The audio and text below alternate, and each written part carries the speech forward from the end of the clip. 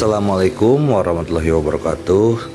Apa kabar sobat-sobat semuanya? Semoga kita semua dalam keadaan sehat jasmani dan rohani, tidak kekurangan satu apapun. Amin ya rabbal alamin. Oke, mari kita lanjutkan saja ceritanya. Bab 1179. Stiker darah muncul kembali. Pesta minum malam tiba sesuai jadwal. Ini bukan pertama kalinya Jiang Yingtao dan Song Yan bertemu. Mereka berteman, jadi saat bertemu mereka berpegangan tangan dan mengobrol bersama.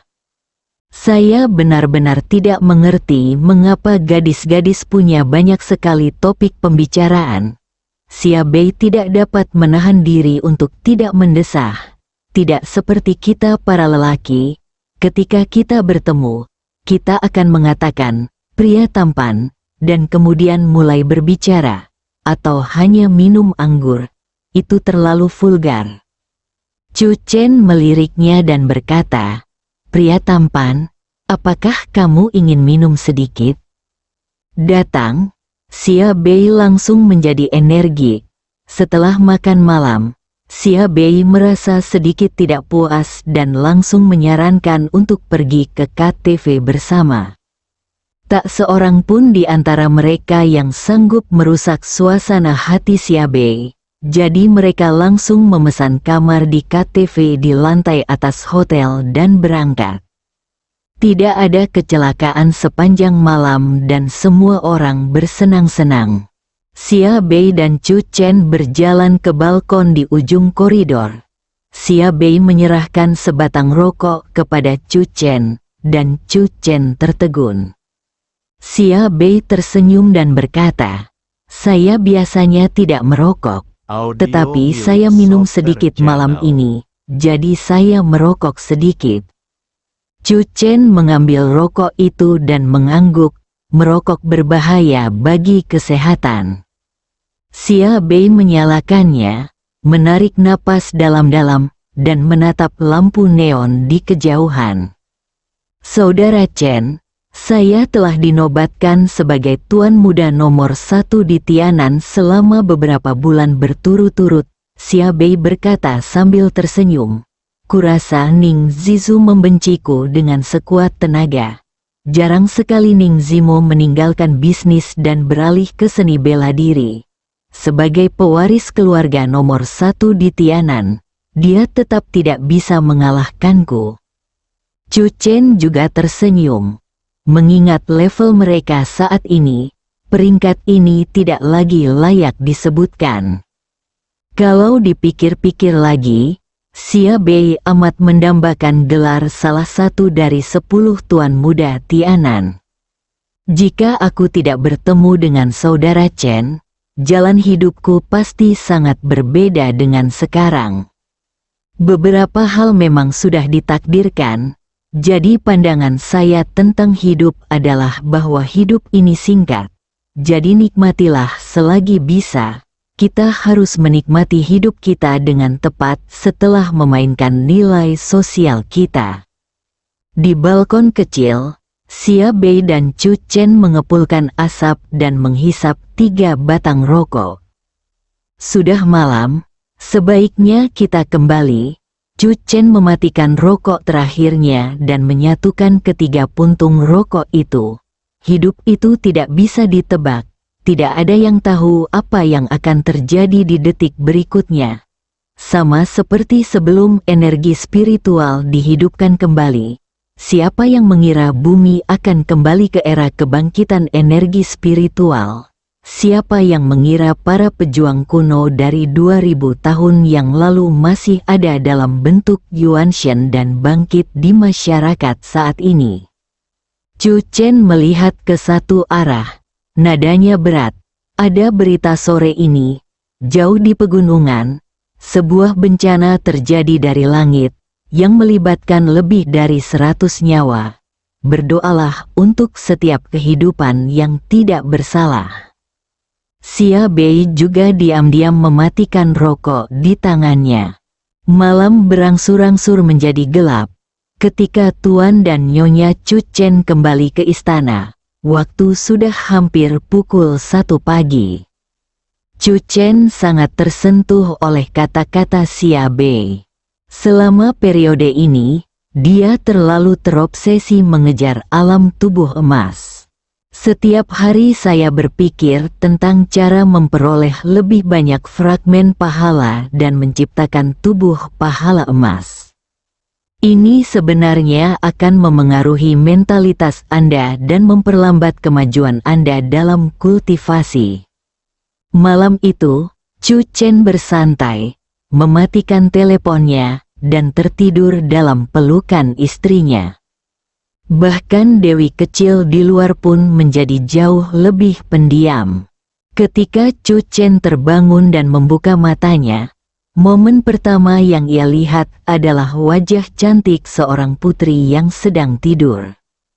Kontur wajah yang sempurna dan bulu mata yang panjang tampaknya merasakan tatapan Chu Chen, sedikit bergetar, lalu perlahan terbuka. Pasangan itu saling memandang dan tersenyum bahagia hampir pada saat yang bersamaan. Setelah mandi sebentar, Chu Chen berjalan-jalan sendirian ke danau. Tiba-tiba, Chu Chen berhenti. Ada panah berdarah lain di paviliun dekat danau. Wajah Chu Chen tiba-tiba berubah muram. Organisasi Bloodstone masih ada. Chu Chen mengeluarkan anak panah itu, dan benar saja, ada tulisan berdarah di atasnya. Tidak seorang pun dapat menolak undangan Bloodstone. Beberapa kata berdarah itu sudah mengandung sedikit ancaman. Mata Chu Chen berkilat marah dingin, dan dia langsung mengguncang kaligrafi berwarna darah di tangannya hingga menjadi bubuk. Chu Chen tidak tahu seberapa kuat organisasi Bloodstone di era baru pemulihan energi spiritual, dan dia tidak punya cara untuk menilainya. Namun, Chu Chen harus mengakui bahwa orang yang mengirim panah itu sangat mampu menyembunyikan keberadaannya. Dia telah memperkuat pertahanan formasi istana, dan Dewi kecil itu menjaganya tadi malam. Meski begitu, pihak lain masih berhasil mengirim anak panah ke paviliun. Tidak lama kemudian, Song Yan dan Dewi kecil juga datang. Mengetahui panah darah itu muncul lagi, Song Yan tak kuasa menahan diri untuk menatap Dewi kecil itu. Apa kau tidak menyadari sesuatu tadi malam? Dewi kecil itu menggelengkan kepalanya. Lawan harus memiliki semacam kekuatan magis untuk menyembunyikan auranya. Mirip dengan bayangan tak terlihat berdiri milik kita. Chu Chen mengerutkan kening. Organisasi Bloodstone telah mengiriminya 2 kaligrafi berdarah. Yang keduanya mengundangnya untuk bergabung dengan organisasi. Namun, tidak ada informasi kontak yang ditinggalkan. Artinya, 2 karya kaligrafi berdarah pertama lebih bersifat demonstratif. Mereka pasti akan mengirim kaligrafi berdarah itu lagi. Sepertinya aku perlu duduk santai dan menunggu sesuatu terjadi. Mata Chu Chen dipenuhi dengan kemarahan yang kuat. Organisasi Bloodstone masuk dan keluar dari rumah keluarga Chu seolah-olah mereka berada di tempat kosong, yang merupakan ancaman tak terlihat bagi keluarganya. Kaligrafi berdarah itu lebih merupakan pengingat, provokasi, dan pencegah ketimbang undangan. Chu Chen dan Song Yan saling berpandangan. Pada saat ini, keduanya memahami pikiran masing-masing. Kaligrafi berdarah itu muncul 2 kali dengan jarak kurang dari 30 jam. Chu Chen dan istrinya kembali ke kamar. Jiwa mereka menyelimuti ruangan, dan Dewi kecil juga mengawasi dengan waspada. Ketika mereka yakin tidak ada seorang pun di dekat ruangan itu, Chu Chen berkata, "Ayo kita keluar bersama malam ini. Saat aku kembali, aku akan menggunakan kekuatan sihirku untuk berubah wujud menjadi dirimu dan pulang." Song Yan langsung berkata, "Kau bersembunyi di kegelapan, dan Dewi Kecil mengintai dari langit, kita akan menggunakan 3 metode sekaligus. Jika buku salinan kaligrafi darah berani muncul lagi, kita akan memastikan dia tidak punya tempat untuk bersembunyi. Kicauan Dewi Kecil itu pun berteriak 2 kali dengan sedikit amarah. Seseorang mengirim kaligrafi berdarah itu tepat di bawah hidungnya. Dewi Kecil itu merasa terhina. Dia tampaknya bersumpah bahwa dia harus membalas dendam.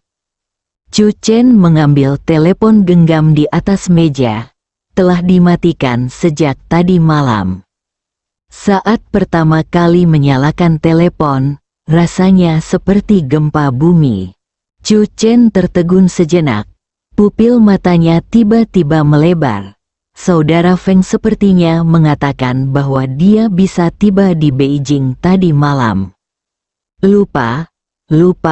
Setelah getaran berhenti, Chu Chen membuka kotak obrolan Jiang Kufeng dan mengabaikan semua pesan sebelumnya. Pesan terakhir datang pada pukul 4 pagi. Ah Chen, kamu tidak akan meninggalkan ibu kota, kan? Saya dapat merasakan kesedihan bahkan melalui layar. Saya di rumah. Ponsel saya dicuri burung tadi malam. Chu Chen menjawab dengan cepat, melirik Dewi Kecil di sebelahnya, lalu mengirim lokasi ke Jiang Kufeng. Bab 1180 ini bukan burung. Setengah jam kemudian, Jiang Kufeng muncul di gerbang rumah keluarga Chu. Chu Chen dan istrinya keluar untuk menyambut mereka secara pribadi. Dewi Kecil itu berdiri di bahu Song Yan. Ketika mereka melihat Jiang Kufeng untuk pertama kalinya, perhatian kedua orang dan burung itu tertuju pada burung berwarna-warni di bahu Jiang Kufeng. Dewi Kecil itu jelas tercengang, kicau. Saya belum pernah melihat burung seperti itu. Bulu-bulunya yang berwarna-warni halus dan lembut, dengan cahaya ilahi yang mengalir, memperlihatkan kemuliaan. Burung berwarna-warni itu merasakan tatapan mereka, menyingkirkan rasa bersalahnya, dan mengangkat kepalanya. Dia yakin bahwa di balik kekuatan gaib Zheng Liwuying, tidak sedikit pun jejak banteng ilahi 5 warna terungkap. Tak peduli bagaimana pandangan mereka, mereka tak akan menyangka bahwa burung berwarna-warni di hadapan mereka adalah banteng ilahi 5 warna yang begitu sakti di lautan. Saudara Feng, apakah ini burungmu? Chu Chen berkata tanpa pikir panjang. Jiang Kufeng mengangguk bangga dan dengan lembut mengulurkan telapak tangannya. Burung berwarna-warni itu segera mengepakkan sayapnya dan mendarat dengan patuh di telapak tangan Jiang Kufeng, yang sangat memuaskan kesombongan Jiang Kufeng. Song Yan menghitung warna burung itu, bulunya ternyata punya 5 warna, cantik sekali. Chu Chen menatap Dewi Kecil itu, burung itu tamu. Kamu bisa membawa burung tamu itu bermain terlebih dahulu. Sang Dewi Kecil pun cukup penasaran dengan burung berwarna-warni itu. Dia segera mengepakkan sayapnya dan terbang dari bahu Song Yan. Setelah berputar-putar di langit selama beberapa saat, burung berwarna-warni itu mengerti apa yang dimaksud Dewi Kecil itu dan segera terbang. Kedua burung itu terbang ke kedalaman rumah besar itu pada kesempatan pertama. Kakak Feng, lama tidak berjumpa. Chu Chen menatap Jiang Kufeng sambil tersenyum di wajahnya. Kulitnya menjadi sedikit lebih gelap karena angin laut, tetapi secara keseluruhan dia tampak energik. Jiang Kufeng meletakkan tangannya di belakang punggungnya dan tersenyum ringan. Hanya Ah Chen yang bisa mengamatinya secara langsung. Chu Chen membawa Jiang Kufeng ke paviliun di tengah danau di istana, dan Song Yan pergi untuk mengatur jamuan penyambutan untuk Jiang Kufeng di siang hari. Saudara Feng, Bagaimana keadaan di laut? Chu Chen duduk. Apakah ada berita dari Guiksu? Jiang Kufeng mengambil teleponnya dan mulai mengetik dengan cepat. Tidak mudah menemukan tempat Guiksu di lautan luas. Dalam proses pencarian tempat Guiksu, saya menemukan bahwa masih banyak kekuatan misterius yang berkeliaran di laut. Saya kira mereka juga mencari tempat Guiksu. Saya khawatir orang-orang ini memiliki motif tersembunyi. 10 sekte besar tiba-tiba muncul di benak Chu Chen. Dari provokasi awal oleh 3 sekte terhadap sekte ilahi Liu He, 10 sekte utama telah menghilang dalam kurun waktu sejak saat itu. Chu Chen tentu saja tidak akan berpikir bahwa benih dari 10 sekte utama semuanya telah hancur. Mereka menyembunyikan keberadaan mereka dan menunggu gerbang menuju wilayah Qin terbuka. Pada saat yang sama, mereka akan berusaha sekuat tenaga untuk mengarahkan kolom cahaya misterius itu ke Guiksu dan membuka gerbang menuju alam Qin. Apakah ini pertemuan tatap muka yang kau ceritakan padaku? Chu Chen bertanya. Jiang Kufeng melirik Chu Chen dan terus mengetik. Ada aura di dalamnya. Aku hanya merasakannya dari kejauhan. Aura itu memberiku perasaan bahwa bahkan jika seekor banteng dewa 5 warna dari alam tubuh emas muncul di depannya, ia akan langsung dihajar hingga menjadi ampas. Saudara Feng akhirnya sampai pada intinya. Ekspresi Chu Chen tak dapat dielakkan menjadi sedikit lebih serius. Artinya, di wilayah laut, banteng ilahi 5 warna bukanlah satu-satunya yang ada di alam tubuh emas. Mungkin masih banyak orang kuat yang tidak dikenal di dunia ini. Benarkah demikian? Kata Chu Chen. Jiang Kufeng tercengang. Masalah ini saja, bukankah cukup penting? Kalau saja kekuatan yang ditemuinya sebelumnya datang untuk membunuhnya, dia pasti sudah lama mati di laut. Jiang Kufeng menatap Chu Chen dengan sedih. Saudara Feng, mengapa kamu tidak menggunakan kekuatan gaibmu dan mengikutinya diam-diam? Mungkin pria misterius itu bisa menemukan tempat Guiksu, kata Chu Chen. Jiang Kufeng hanya bisa mengetik, Chen, kamu sama sekali tidak perlu khawatir dengan keselamatanku. Chu Chen tertegun. Apakah ada orang di dunia ini yang dapat membunuh Kaisar Kufeng? Mendengar ini, punggung Jiang Kufeng langsung tegak. Ya, apa yang dikatakan Chen masuk akal. Lagi pula, saya terlalu berhati-hati. Perkataan Chu Chen membuat Kaisar Kufeng tidak dapat membantah. Aku juga punya sesuatu untuk diceritakan kepadamu. Chu Chen melanjutkan bicaranya, menceritakan kisah tentang organisasi Duri Darah. Lalu berkata, saya telah menerima kaligrafi berdarah dari organisasi Duri Darah selama 2 hari berturut-turut. Kaligrafi berdarah mengundang Chu Chen untuk bergabung. Jiang Kufeng marah dan mengetik cepat, mengapa mereka tidak mengundang saya? Memang benar bahwa alur pemikiran Feng Ge berada di luar jangkauan orang biasa. Chu Chen segera mengerti apa yang dimaksud saudara Feng. Tidak mengundangnya berarti mereka memandang rendah dirinya dan tidak menganggapnya memenuhi syarat untuk bergabung dengan Blood Tone. Saya berencana untuk duduk santai dan menunggu malam ini. Apakah Anda tertarik? Kata Chu Chen. Jiang Kufeng mengangguk tanpa ragu. Aku belum pernah melihat pembunuh yang begitu sombong sebelumnya.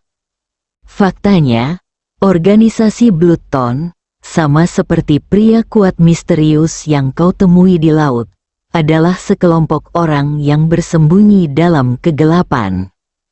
Chu Chen berkata, Selama mereka tidak membuat masalah, tidak berbuat jahat, dan tidak muncul, kita tidak dapat melakukan apapun kepada mereka. Paling-paling, kita dapat saling menghindar. Namun suatu hari, kita akan bertempur dengan mereka. Misalnya, jika organisasi Bluton tidak datang kepadaku, aku tidak akan tahu tentang keberadaan mereka. Sekarang, lawan yang kita hadapi adalah organisasi pembunuh ini. Chu Chen tersenyum. Konon katanya organisasi pembunuh ini masih sama kuatnya seperti sebelumnya di masa kejayaan seni bela diri kuno. Itu mengerikan. Dan semua sekte dan sekolah tidak berdaya melawan mereka. Meskipun aku tidak tahu seberapa besar kekuatan yang telah dikerahkan Bluton di era baru, dilihat dari kesombongan mereka saat ini, mereka pasti kuat, Saudara Feng.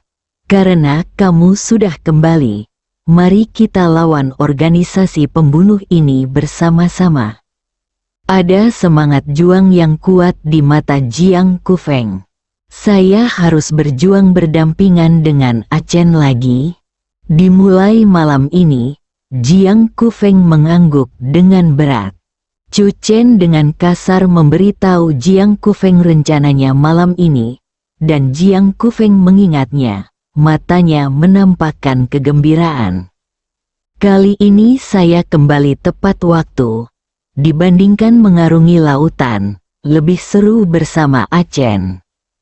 Selanjutnya, Jiang Kufeng mengangkat teleponnya dan membuka ruang siaran langsung. Chu Chen meliriknya dari sudut matanya dan menemukan itu adalah ruang siaran langsung Xiao Liu Jianxian. Di ruang siaran langsung, Xiao Liu Jianxian berbicara tentang sejarah Susan dengan fasih, dan Jiang Kufeng menyaksikan dengan iri. Saudara Feng, bagaimana kalau aku menyuntikmu? Chu Chen bertanya dengan hati-hati. Benar saja, Jiang Kufeng menatapnya dengan dingin. Enyahlah. Keras dan jelas, Chu Chen berjalan keluar dan Song Yan melambai padanya dari kejauhan. Chu Chen terkejut dan segera berjalan mendekat. Ada apa? Chu Chen bertanya. Ekspresi Song Yan serius. Dewi kecil baru saja menyampaikan informasi itu kepadaku. Aku khawatir ada yang salah dengan burung berwarna-warni yang dibawa Jiang Kufeng. Pupil mata Chu Chen mengecil. Ada apa? Dewi kecil itu tidak menjelaskannya dengan jelas. Mungkin, dia tidak tahu jenis burung apa ini. Song Yan menatap Chu Chen. Bahkan ada kemungkinan ini bukan burung. Jika bukan burung 5 warna, mungkinkah itu sapi 5 warna? Chu Chen berkata tanpa sadar. Pasangan itu saling memandang sejenak, bersambung.